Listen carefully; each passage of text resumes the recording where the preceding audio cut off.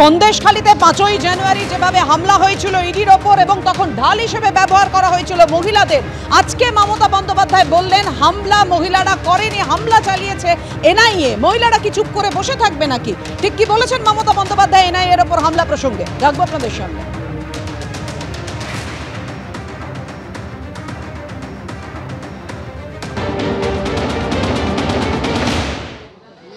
আজকে ভোরবেলায় মধ্যরাতে হঠাৎ পুলিশ নিয়ে ঢুকে, আমাদের পুলিশ নয় বিজেপির পুলিশ নিয়ে ঢুকে এনআইএর নাম করে মহিলারা জিজ্ঞেস করেছে এত রাতে মধ্যরাতে কেন তোমরা লোকাল পুলিশকে জানিয়েছো?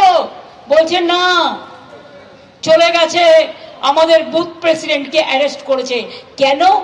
গদ্দার নাকি জিতবে, জিততেই যদি তুমি পারো তাহলে তুমি আমার বুথ প্রেসিডেন্টকে অ্যারেস্ট করলে কেন? জবাব চাই গদ্দার, লজ্জা, ছি ছি, ধিক্কার।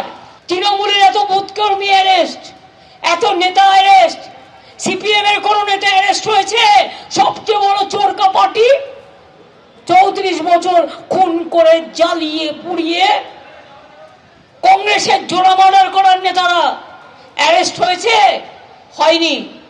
যত রাগ তৃণমূলের ওপরে, কারণ জানে তৃণমূলের গ্যারেন্টি এনআরসি আসলে আমরা করতে দেব না, আমরা মানুষকে ভাগাতে দেব না।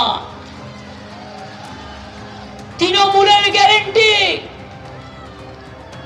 কে হবে না, কে করলে টুফা করলে চাও নিজে গিয়ে আগে নাম লিখে বিদেশি হও, তারপরে অন্য লোককে বিদেশি বানাও। রাজ্যে আইনের শাসন সম্পূর্ণরূপে ভেঙে পড়েছে। বারবার কেন কেন্দ্রীয় এজেন্সির ওপর হামলা হচ্ছে, আক্রমণ হচ্ছে? একেবারে পুলিশ মন্ত্রীর পদত্যাগ দাবি করেছেন কেন্দ্রীয় স্বরাষ্ট্র প্রতিমন্ত্রী নিশীথ প্রামাণিক। কি বলেছেন তিনি? রাখবো আপনাদের সামনে। দেখুন, এই রাজ্যে বলবো যে রুল অফ ল সম্পূর্ণভাবে কোলাপসড হয়ে গেছে এবং এক কথায় বলবো যে বিভিন্ন কেন্দ্রীয় এজেন্সির উপর যে আক্রমণের ঘটনা ঘটছে এটা অত্যন্ত নিন্দনীয়। যে কোনো কেন্দ্রীয় নিরপেক্ষ তদন্তকারী সংস্থার উপর কেন বারবার আক্রমণ হচ্ছে বাংলায়? ভারতবর্ষের অন্য কোনো রাজ্যে কেন আক্রমণ হয় না, শুধু বাংলাতেই কেন? আজকে বাংলার মানুষ এই প্রশ্ন করছে। নিশ্চিতভাবে আমরাও অপেক্ষায় থাকবো যে এর জন্য কি ব্যবস্থা নেওয়া হয়।